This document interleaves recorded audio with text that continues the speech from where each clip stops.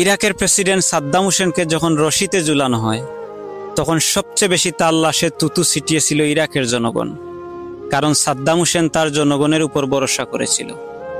ইন্দিরা গান্ধীকেও মেরেছিল তার বডিগার্ড, কারণ ইন্দিরা গান্ধী তার উপর ভরসা করেছিল। পলাশির যুদ্ধে নবাব সিরাজউদ্দৌলাও হেরেছিল তার আপনজনদের বিশ্বাসঘাতকতায়। এরকম বহু ইতিহাস আছে। যারাই কাউকে ভরসা করেছিল তারাই চরমভাবে ঠকেছে। আপনি জানেন কি আপনাকে সবচেয়ে বেশি কষ্ট কে দিতে পারে? আপনি সবচেয়ে বেশি যাকে ভরসা করবেন সেই মানুষটাই। এ পৃথিবীটা কেউ কারো নয়, একমাত্র আপনি ছাড়া আপনার সাথে কেউ নেই।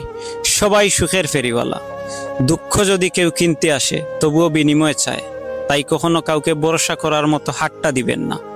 এ জীবন পথে অনেকেই আপনার সাথে হাঁটবে, কিন্তু দিন শেষে স্বার্থের হেরফেরে তারা আপনাকে ফেলেই চলে যাবে নিজের স্বার্থ রক্ষায়। জীবন সুন্দর যদি নিজেকে ভালোবাসতে পারেন, তবে কেউ আপনার আপন নয়। সময় একদিন হিসাব মতো সবটুকু বুঝিয়ে দেবে, কারণ আমি বিশ্বাস করি সময় হলো সবচেয়ে বড় শিক্ষক।